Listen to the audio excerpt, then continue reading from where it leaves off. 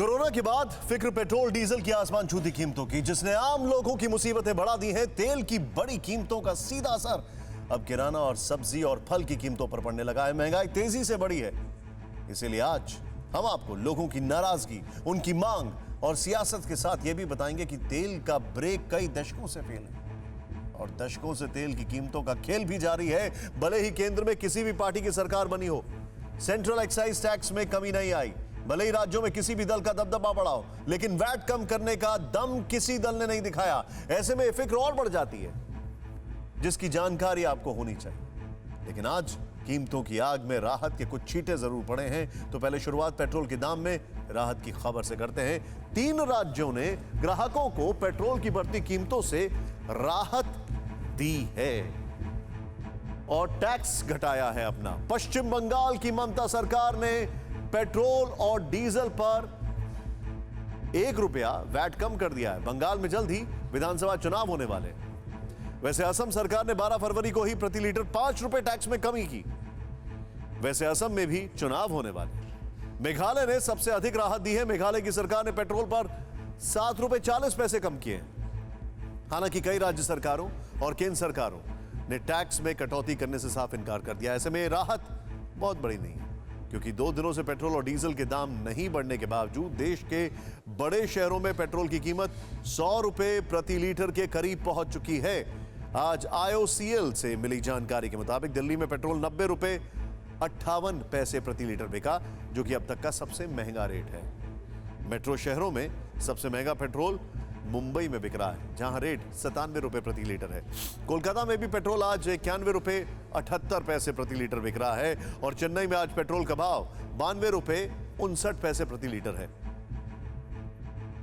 ऐसे में अब आपके लिए यह समझना जरूरी है कि सरकार यूपीए की रही हो या फिर एनडीए की, तेल की कीमतें लगातार बढ़ती रही हैं। इंटरनेशनल मार्केट में कच्चे तेल की कीमतें भले ही घटती बढ़ती रही हो, लेकिन देश में पेट्रोल के दाम लगातार बढ़ते रहे हैं। इसे आप ग्राफिक्स के जरिए समझ सकते हैं। 2004-05 में जब देश में यूपीए की सरकार बनी, तब कच्चे तेल की कीमत 39.21 डॉलर थी। 2004-05 की बात कर रहे हैं और उस वक्त $1 की कीमत 45 रुपए थी। तब देश में औसतन पेट्रोल की कीमत 40 रुपए प्रति लीटर थी।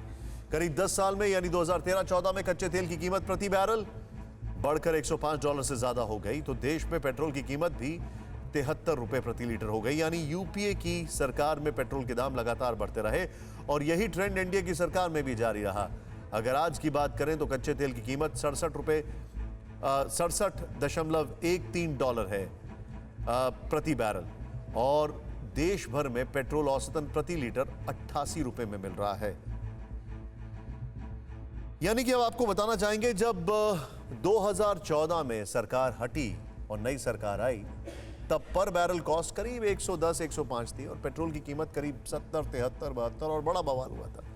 लेकिन उस दरमियान उसके बाद पर बैरल की कॉस्ट जो थी वो करीब 40-45 के आसपास भी रही, 50 के आसपास भी रही। पेट्रोल के दाम कम नहीं हुए और अभी 67 डॉलर प्रति बैरल है। तो पेट्रोल के दाम देख रहे हैं आप। लेकिन इस कहानी में एक ट्विस्ट है।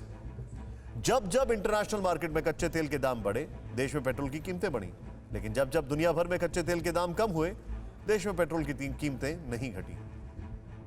2008 में इंटरनेशनल मार्केट में कच्चे तेल की कीमत सबसे ज्यादा $147 प्रति बैरल थी। देश में पेट्रोल 45 रुपए प्रति लीटर बिक रहा था, जबकि आज कच्चे तेल की कीमत 2008 की तुलना में 67.13 डॉलर प्रति बैरल है और देश में पेट्रोल 100 रुपए प्रति लीटर मिल रहा है। फिक्र आपकी, सोमवार से शुक्रवार रात 9 बजे सिर्फ TV9 भारतवर्ष पर।